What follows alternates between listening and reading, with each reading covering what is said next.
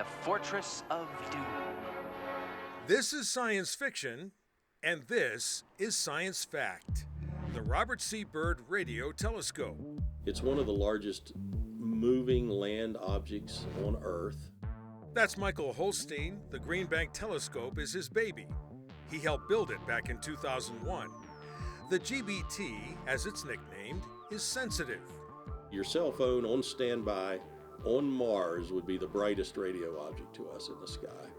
In other words, it can read the celestial signatures coming from deep space that are all but invisible to the naked eye. Just like there's things out in the universe that give off light, like the sun, there are things out there in the universe that give off radio waves. What they're doing here is reaching across the heavens, listening to the language of the stars, eavesdropping on the universe. It's a lot of science and maybe a little magic.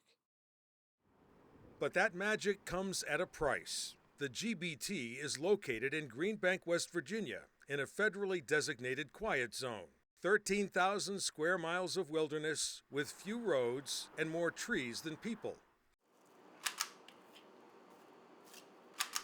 This is about as noisy as it gets in Green Bank. Debbie Byerly works at Trent's Grocery, where you go for gas and gossip. We're usually the first to hear about everything. I consider myself the local news channel. Debbie's a fairly recent transplant and learned pretty quickly that the work at the observatory is hush-hush, but not in the way you might think.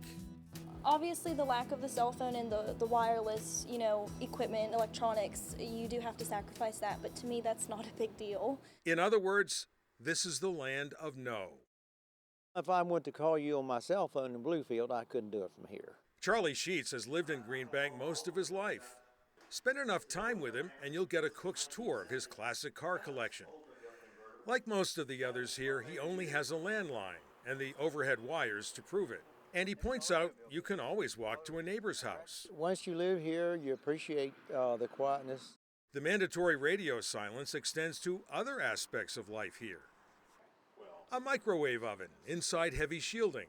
Or get this, when the dollar store was first built, Green Bank engineers discovered the automatic door opener was a problem. Their solution? Find another door opener. And gasoline-powered engines can cause the instrumentation to go haywire.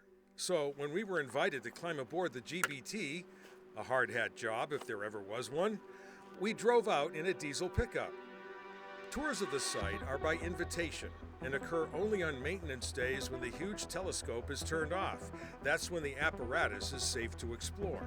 You can drive down to the telescope and get close to it, and it looks, much more substantial.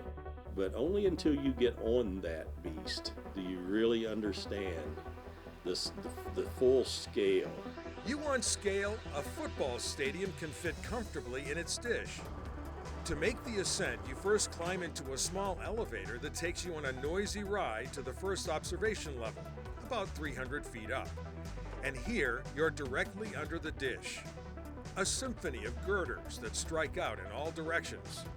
And then you walk along a steel grate, forbiddingly open at your feet, to a second elevator. It operates on the diagonal and is not for the faint of heart. In fact, visitors sometimes will freeze in place. You spend some time with them, and hopefully you can pry their hands off of the handrail. And then you emerge onto a platform about 450 feet up. Off in the distance, a notch in the Alleghenies where West Virginia and Virginia meet. Impressive even for someone with his heart in his throat. And all around us, smaller telescopes that at this height look like tiny steel mushrooms. The difference, though, is that they can't rotate the way the GBT does.